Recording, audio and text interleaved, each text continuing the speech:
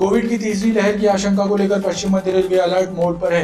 Railway के हॉस्पिटलों की कमियों को दूर किया जा रहा है। साथ ही प्रदेश एवं केंद्र सरकार द्वारा जारी की गई गाइडलाइन के पालन करने के निर्देश अधिकारियों को दिए गए। धनवंतरी नगर हाउसिंग बोर्ड कॉलोनी में पर्यावरण संरक्षण की शपथ के साथ पौधारोपण किया गया। प्रत्येक अवकाश दिवस पर क्षेत्रीय लोग मिलकर रोपते हैं पौधे ताकि धरती हरी भरी रहे। रानी दुर्गावती विश्वविद्यालय में पूर्व की भांति आदिवासी और अनुसूचित जाति के छात्र छात्राओं के लिए हॉस्टल बनाए जाने की मांग गढ़ा गोंडवाना पार्टी उठाने वाली है। इस मामले को लेकर एक बैठक रद्दी चौकी पर आयोजित की गई।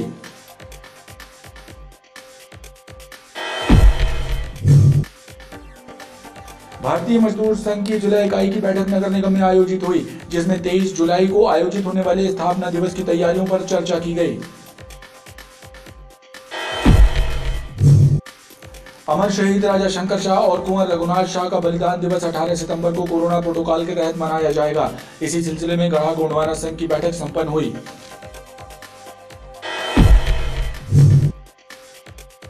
शहर को साफ स्वच्छ बनाए रखने के लिए सड़कों के किनारे और मुख्य चौराहों पर 3 तरह के डस्टबिन लगाए गए थे ताकि उनमें लोग कचरा डाल सके, लेकिन खास बात यह है कि अब इन डस्टबिनों में भरा कचरा उठाने की जहमत भी नहीं उठाई जा रही।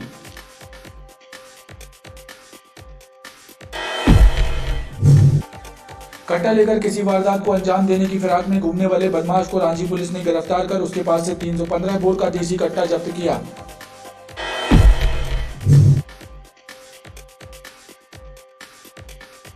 दोस्तों के साथ पिकनिक मनाने गए ग्राम बीरनेर स्थित नहर में डूबने से हनुमान टोरिया निवासी गिरधारी लाल की मौत हो गई।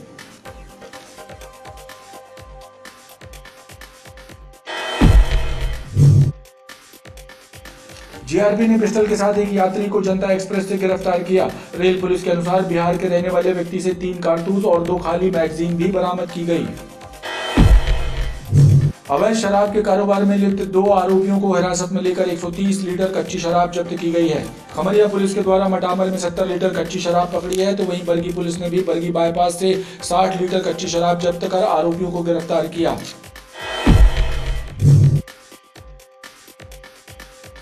रविवार को भी कोरोना के नए संक्रमितों का आंकड़ा 2 पर ही रहा, जबकि संक्रमण मुक्त होने पर एक मरीज डिस्चार्ज किया गया, तो वहीं कोरोना से एक व्यक्ति की मौत की पुष्टि हुई।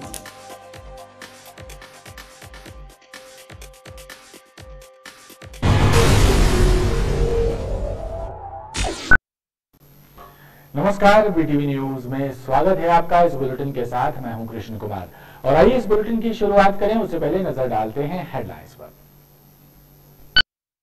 ब्लॉक एवं जिला स्तर पर बनाए गए एजुकेशन कॉल सेंटर, अधिक फीस वसूलने वाले निजी स्कूलों की दर्ज की जाएगी शिकायतें। कॉल सेंटर प्रभारियों के जारी हुए मोबाइल नंबर। विश्व जनसंख्या दिवस पर चला जागरूकता अभियान, देश में 17.2% है जन दर। सतर्क नहीं हुए तो 33 सालों में 3 गुना हो जाएगी देश की आबादी। और नगर निगम चौराहे की सड़क बनी वर्कशॉप, 15 दिनों में पूरा होने वाला सीवर लाइन कार्य 15 महीने बाद भी अधूरा।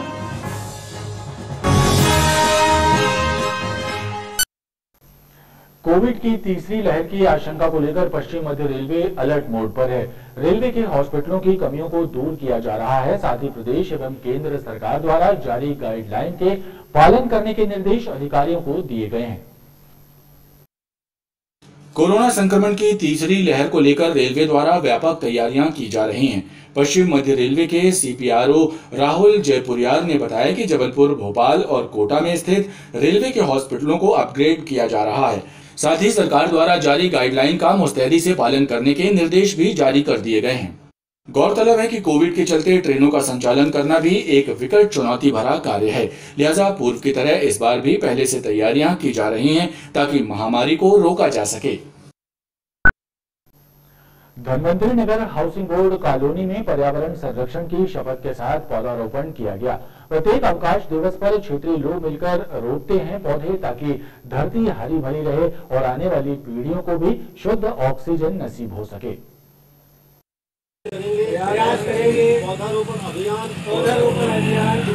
धनवंतरी नगर हाउसिंग बोर्ड कॉलोनी के निवासियों द्वारा प्रत्येक अवकाश दिवस पर पौधारोपण अभियान चलाया जा रहा है। कॉलोनी के उद्यानों और खाली पड़ी सरकारी भूमि पर पौधे रोपकर पर्यावरण संरक्षण की शपथ सभी को दिलाई जाती है ताकि धरती हरी भरी रह सके। इसका साथी और समिति के समस्त पदाधिकारी सदस्यों ने आज मिलकर के मुकुंद चौरसिया जी के बाजू में आज बृहद स्तर पर वृक्षारोपण कार्यक्रम किया और संकल्प लिया कि यह अभियान निरंतर जारी रहेगा। अभियान में बच्चों से लेकर बुजुर्ग तक सब शामिल रहते हैं। रानी दुर्गावती विश्वविद्यालय में पूर्व की भांति आदिवासी और अनुसूचित जाति के छात्र छात्राओं के लिए हॉस्टल बनाए जाने की मांग गढ़ा गोंडवाना पार्टी उठाने वाली है। इस मामले को लेकर एक बैठक रद्दी चौकी के पास आयोजित हुई, जिसमें आंदोलन की रूपरेखा तय की गई।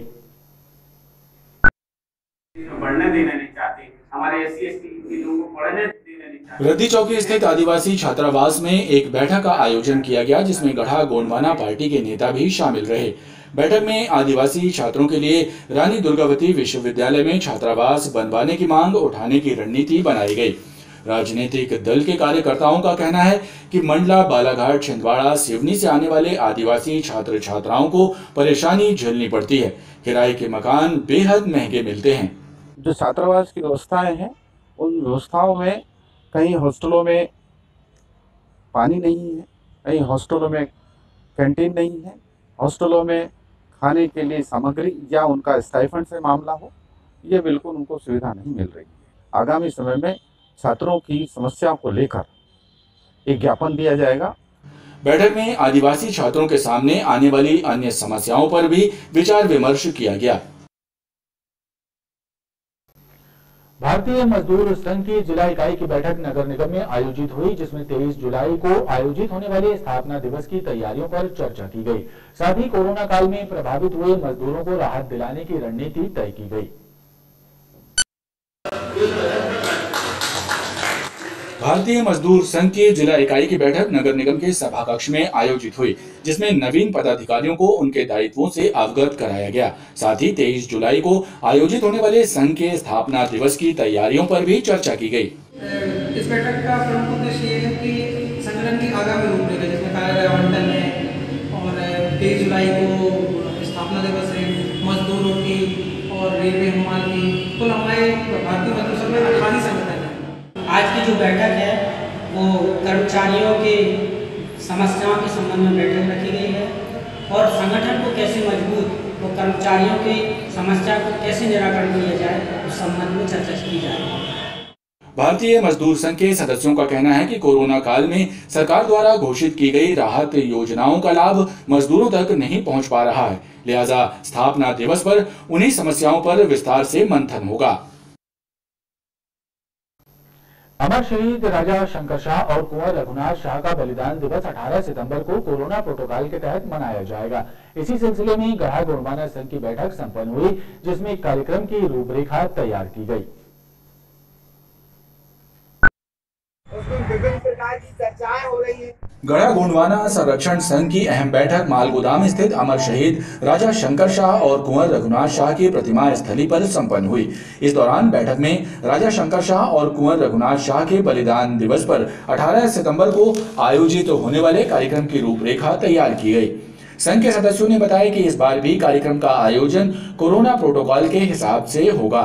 क्योंकि कोरोना काल चल रहा था, पिछले बार भी कार्यक्रम हुआ था और इस बार भी कार्यक्रम हुआ था। कार्यक्रम के साथ साथ, कार्यक्रम की तैयारी के साथ साथ समूचे प्रदेश में और देश में आदिवासियों को जिस तरीके से समाज के अंदर अत्याचार का शिकार बनाया जा रहा है जानबूझ के, जहां हमारे समाज के लिए अन्याय हो रहा है, लोगों को मार रहे हैं, 10-10 फीट नीचे जिंदा नमक के साथ, खाद के साथ आदिवासियों को गला रहे हैं। जो लोग कर रहे हैं वो मानव नहीं है, बल्कि दानव लोग हैं। बरगी बांध से विस्थापितों को आज तक स्थापन नहीं हुआ। और तीसरी घटना यह फिर हो गई कि देवास के मेवार ग्राम में 5 आदिवासियों को एक साथ मारकर 10 फीट नीचे गड्ढे में गड़ा दिया गया। न गृह मंत्री मध्य प्रदेश का कुछ बोल रहा है, न मुख्यमंत्री। वहीं गोंडवाना संघ के सदस्यों के द्वारा आदिवासियों पर हो रहे अत्याचारों के खिलाफ 12 जुलाई को जिला प्रशासन के माध्यम से प्रदेश के मुख्यमंत्री के नाम एक ज्ञापन भी सौंपा जाएगा। शहर को साफ स्वच्छ बनाए रखने के लिए सड़कों के किनारे और मुख्य चौराहों पर 3 तरह के डस्टबिन लगाए गए थे ताकि उनमें लोग कचरा डाल सकें। लेकिन खास बात यह है कि अब इन डस्टबिनों में भरा कचरा उठाने की जहमत भी नहीं उठाई जा रही है, लिहाजा डस्टबिन का कचरा सड़कों पर नजर आने लगा है। शहर को स्वच्छ बनाए रखने के लिए जगह जगह डस्टबिन लगाए गए हैं जिसमें लोगों के द्वारा कचरा डाला जाता है, लेकिन सफाई व्यवस्था चरमराने से इन डस्टबिनों में कचरा ओवरफ्लो हो रहा है और सड़कों पर फैलने लगा है। आलम यह है कि लोग कचरे की बदबू से परेशान हैं और संक्रामक बीमारियां फैलने का भी खतरा बना हुआ है।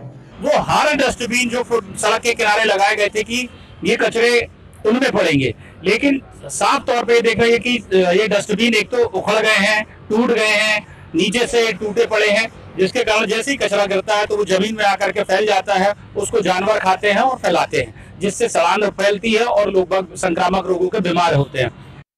शहरवासियों ने सफाई व्यवस्था दुरुस्त करवाने की मांग की है ताकि बीमारियां ना फैल सकें। पिछले 15 वर्षों से अमरनाथ यात्रा पर जा रहे प्रधानी समिति के सदस्य इस बार यात्रा रद्द होने के कारण महाकाल के दर्शनों के लिए उज्जैन रवाना हुए।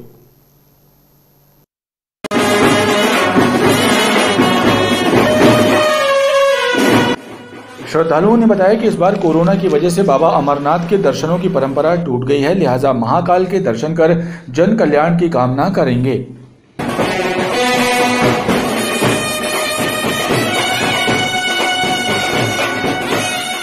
सदर के युवा लोग जो हैं वो अमरनाथ यात्रा करते थे। कोरोना काल को देखते हुए 2 साल से यात्रा हो नहीं पा रही है, तो इस बार उन्होंने ये किया कि अब हम लोग उज्जैन जाएंगे और उज्जैन जाकर क्या बोलते हैं बाबा को त्रिशूल चढ़ाएंगे। हर साल अमरनाथ जी में त्रिशूल चढ़ाया जाता था, इस बार वहाँ पे त्रिशूल चढ़ा रहे। विपत्ति एक महासंकट आया है, वो संकट हमेशा के लिए टल जाए और सभी लोग अपने घर में सुरक्षित रहें, सेफ रहें और सब स्वस्थ रहें। हम इसी कामना के साथ महाकाल के दर्शन करें। रविवार को भी नए कोरोना संक्रमितों का आंकड़ा 2 ही रहा, जबकि संक्रमण मुक्त होने पर एक मरीज को डिस्चार्ज किया गया। वहीं कोरोना से एक व्यक्ति की मौत की पुष्टि की गई। रविवार को भी नए कोरोना संक्रमितों का आंकड़ा 2 पर अटका रहा और इसके बाद जिले में कुल संक्रमितों की संख्या 50,601 तक पहुंच गई है। वहीं स्वस्थ होने पर एक व्यक्ति के डिस्चार्ज होने के बाद संक्रमण मुक्त हो चुके मरीजों की तादाद 49,899 है। 24 घंटे में कोरोना से एक व्यक्ति के मृत होने की पुष्टि हुई है। वहीं एक्टिव केस 19 शेष रह गए हैं। दोस्तों के साथ पिकनिक मनाने गए ग्राम वीरनेर स्थित नहर में डूबने से हनुमान टोरिया निवासी गिरधारी लाल की मौत हो गई। सूचना मिलने पर रेस्क्यू टीम के द्वारा नहर से गिरधारी लाल का शव बाहर निकाला गया। खमरिया थाना प्रभारी निरूपा पांडे ने बताया कि दोपहर लगभग 1:15 बजे गिरधारी अपने दोस्तों के साथ नहर में नहा रहा था। उसी दौरान गहरे पानी में जाने से वो डूबने लगा और उसके दोस्तों ने भी उसे बचाने का प्रयास किया, लेकिन तब तक डूबने से उसकी मौत हो चुकी थी। अवैध शराब के कारोबार में लिप्त 2 आरोपियों को हिरासत में लेकर 130 लीटर कच्ची शराब जब्त की गई है। खमरिया पुलिस के मुताबिक मटाबर में 70 लीटर कच्ची शराब पकड़ी गई है, तो वहीं बरगी पुलिस ने भी बरगी बाईपास से 60 लीटर कच्ची शराब जब्त कर आरोपियों को गिरफ्तार किया है। खमरिया पुलिस ने मटावर में रहने वाले शोभित बैन के घर में दबिश देकर 70 लीटर कच्ची शराब जब्त की है और उसके विरुद्ध आबकारी एक्ट के तहत मामला दर्ज किया है। वहीं बरगी बाईपास के समीप गुड्डू ढाबे के पास मोटरसाइकिल में शराब से भरी कैनों को बांधकर अवैध रूप से कच्ची शराब ले जा रहे ग्वारीघाट ललपुर निवासी अभिषेक जायसवाल को गिरफ्तार किया है। उसके पास से 60 लीटर कच्ची शराब मिली है। 55 लीटर कच्ची शराब मुहैया की अवैध रूप से जब्त की गई है और उनके विरुद्ध 34(2) आबकारी एक्ट के तहत कार्रवाई कर गिरफ्तार किया गया है। जीआरपी ने पिस्टल के साथ एक यात्री को जनता एक्सप्रेस से गिरफ्तार किया है। रेल पुलिस के अनुसार बिहार के रहने वाले व्यक्ति से 3 कारतूस और 2 खाली मैगजीन भी बरामद की गई हैं। जीआरपी ने मुखबिर की सूचना पर जनता एक्सप्रेस की जनरल बोगी में सफर कर रहे बिहार के नवादा जिले में रहने वाले जितेंद्र उर्फ रोहित यादव को पकड़ा है। रेल पुलिस को उसके कब्जे से एक पिस्टल और 3 कारतूस सहित 2 खाली मैगजीन भी बरामद हुई हैं। जीआरपी के अनुसार गिरफ्तार किए गए व्यक्ति के पास से पिस्टल से संबंधित दस्तावेज नहीं मिले हैं, लिहाजा उससे पूछताछ की जा रही है। बिहार का रहने वाला है और ये पटना से जो है ये वहाँ पटना से बैठा था कल्याण के लिए। कल्याण में ये मजदूरी का काम करता है, फैक्ट्री में प्रीमियर का फैक्ट्री है उसमें काम करता है। इसका कहना था कि मैं वहीं मजदूरों का जो है सुपरवाइज़र हूँ और वहीं लिए जा रहा था। प्रारंभिक पूछताछ में पता चला है कि जितेंद्र कल्याण में स्थित फैक्ट्री में सुपरवाइजर का काम करता है और पिस्टल लेकर वहीं जा रहा था। पिस्टल की कीमत 1,26,000 रुपए है। खास बात यह है कि जितेंद्र पटना से कमर में पिस्टल खोंसकर जबलपुर तक आ गया, लेकिन उसकी जांच नहीं हुई, लिहाजा रेलवे की सुरक्षा व्यवस्था पर भी सवाल उठ रहे हैं। वहीं कट्टा लेकर किसी वारदात को अंजाम देने की फिराक में घूमने वाले बदमाश को रांझी पुलिस ने गिरफ्तार किया। उसके पास से 315 बोर का देसी कट्टा जब्त किया गया है। पुलिस द्वारा उससे पूछताछ की जा रही है कि वो कट्टा बेचने के लिए लाया था या किसी वारदात को अंजाम देने की फिराक में था। मुखबिर की सूचना पर रांझी पुलिस ने पनेरा पेट्रोल पंप के पीछे से शोभापुर निवासी पवन रजक को घेराबंदी करते हुए पकड़ा और उसके पास से 315 बोर का देसी कट्टा और एक जिंदा कारतूस बरामद किया। रांझी पुलिस के अनुसार आरोपी पवन से कट्टे के संबंध में पूछताछ की जा रही है। जिसकी तलाशी ली तो एक 315 बोर का कट्टा और एक कारतूस उसके पास से मिला है। कट्टा के संबंध में पूछताछ कर रहे हैं। पवन रजक तो पुराना बदमाश है, पहले भी अवैध कट्टा पिस्टल में गिरफ्तार हो चुका है, जिससे जब्ती किया गया है और इसको गिरफ्तार करके जेल भेजा गया है। पुलिस के अनुसार पवन पुराना बदमाश है और पूर्व में भी आर्म्स एक्ट में पकड़ा जा चुका है। छिंदवाड़ा की सूत्र सेवा बस में सिवनी से देशी शराब लेकर आ रहे 3 शराब तस्करों को बरगी पुलिस ने गिरफ्तार किया है। बताया जा रहा है कि बस की डिक्की में रखकर 664 पाव देशी शराब लाई जा रही थी।